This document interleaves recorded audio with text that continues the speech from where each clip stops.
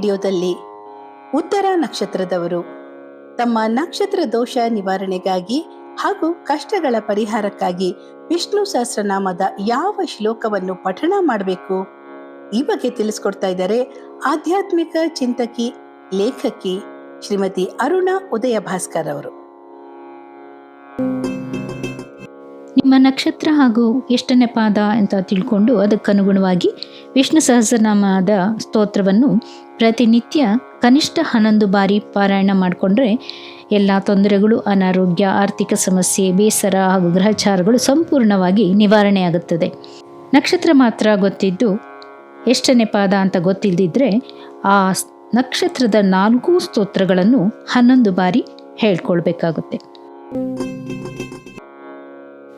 ಶ್ರೀ ಗುರುಭ್ಯೋ ನಮಃ. ಹರಿ ಓಂ. ಉತ್ತರ ನಕ್ಷತ್ರದವರಿಗೆ ತಮ್ಮ ನಕ್ಷತ್ರ ದೋಷ ನಿವಾರಣೆಗೆ ಹೇಳಿಕೊಳ್ಬೇಕಾದ ವಿಷ್ಣು ಸಹಸ್ರನಾಮದ ಶ್ಲೋಕಗಳು.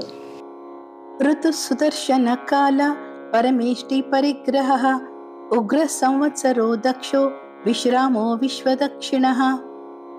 ನಾಮದ ಅರ್ಥ: ಋತುಗಳು ತನ್ನ ದಿವ್ಯ ರೂಪದಿಂದ ಸಂತೋಷವನ್ನು ಉಂಟು ಮಾಡುವವನು, ಯಮ ಸ್ವರೂಪನು, ಶ್ರೇಷ್ಠವಾದ ಸ್ಥಳದಲ್ಲಿ ನೆಲೆಸಿರುವವನು, ಭಕ್ತಿಯಿಂದ ಏನನ್ನೂ ನೀಡಿದರೂ ಸ್ವೀಕರಿಸುವವನು, ಉಗ್ರ ಸ್ವರೂಪನು, ಪಾತಾಳ ಲೋಕದಲ್ಲಿ ಇರುವವನು, ತನ್ನ ಕಾರ್ಯವನ್ನು ದಕ್ಷತೆಯಿಂದ ಮಾಡುವವನು, ಶಾಂತಿಯ ತಾಣವಾಗಿರುವವನು, ಇಡೀ ವಿಶ್ವವನ್ನೇ ಅಶ್ವಮೇಧ ಯಾಗದಲ್ಲಿ ದಕ್ಷಿಣೆಯಾಗಿ ನೀಡಿದವನು. ಉತ್ತರ ನಕ್ಷತ್ರದ 2ನೇ ಪಾದದವರಿಗೆ ವಿಸ್ತಾರ ಸ್ಥಾವರ ಸ್ಥಾಣು ಪ್ರಮಾಣಂ ಬೀಜಮವ್ಯಯಂ ಅರ್ಥೋ ಅನರ್ಥೋ ಮಹಾಕೋಶೋ ಮಹಾಭೋಗೋ ಮಹಾಧನಃ. ನಾಮದ ಅರ್ಥ: ವ್ಯಾಪಕವಾಗಿ ಹರಡುವವನು, ಕೃತಯುಗದಲ್ಲಿ ಧರ್ಮ ಸಂಸ್ಥಾಪನೆಯ ನಂತರ ನೆಮ್ಮದಿಯಿಂದ ಇರುವವನು, ನಿಪುಣನು, ನಾಶವಾಗದ ಮೂಲವನ್ನು ಹೊಂದಿರುವವನು, ಅಪಾರವಾದ ಸಂಪತ್ತು ಉಳ್ಳವನು, ಪರಮಾನಂದವನ್ನು ನೀಡುವಂತಹ ವಸ್ತುಗಳಿಂದ ಕೂಡಿರುವವನು, ಅಪಾರ ಹಣವುಳ್ಳವನು.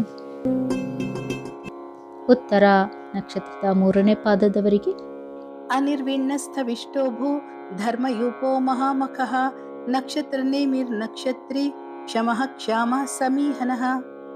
ನಾಮದ ಅರ್ಥ: ಯಾವಾಗಲೂ ನಿರಾಸೆಗೊಳ್ಳದಿರುವವನು, ಎಲ್ಲಕ್ಕೂ ಸಹಾಯಕನಾಗಿರುವವನು, ಧರ್ಮದಲ್ಲಿ ಸೇರಿರುವವನು, ಶ್ರೇಷ್ಠ ಯಜ್ಞ ಸ್ವರೂಪಿ, ನಕ್ಷತ್ರಗಳನ್ನು ಚಲಿಸುವಂತೆ ಮಾಡುವವನು, ನಕ್ಷತ್ರಗಳನ್ನು ಆಭರಣಗಳಂತೆಯೇ ಹೊಂದಿರುವವನು, ಕ್ಷಮೆಯುಳ್ಳವನು, ಯಾರಲ್ಲಿ ಎಲ್ಲ ರೂಪಗಳು ಬಂದು ಸೇರುವವೋ ಅವನು, ಇಂದ್ರಾದಿ ದೇವತೆಗಳನ್ನು ಅವರವರ ಯೋಗ್ಯತೆಗೆ ಪ್ರಕಾರ ನೇಮಿಸಿರುವವನು.